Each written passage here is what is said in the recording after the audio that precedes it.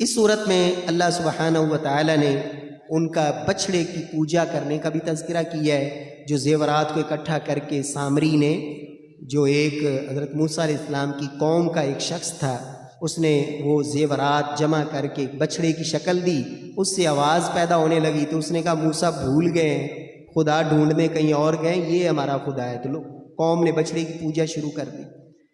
تو اس ظالم نے یہ کیا اس لیے تھا کہ میری شہرت ہو جائے، لوگ میرے ارد گرد جمع ہو جائیں۔ یہ جو شہرت ہوتی ہے نا، شہرت کی ہرس،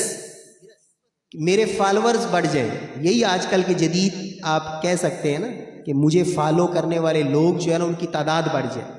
تو اس نے بھی اسی مشن سے یہ کیا، تو اللہ نے عذاب اس کو پتہ کیا دیا؟ اللہ نے اس کو ایسی بیماری میں مبتلا کیا کہ وہ کسی کو ہاتھ لگاتا تھا اس کی پھر بھی تکلیف بڑھتی تھی، اور کوئی اس کو ہاتھ لگاتا تھا تو یہ پھر بھی اس کی بیماری اور تکلیف کہتا تھا میرے قریب مت آؤ،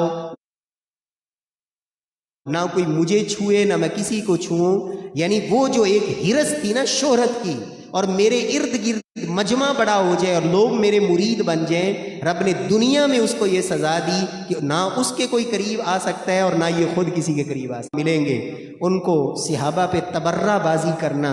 نعوذ باللہ، اللہ رب العزت کی توہین والے جملے وہ کہنے سے باز نہیں آتے۔ توہین، صحابہ کی توہین کس لیے؟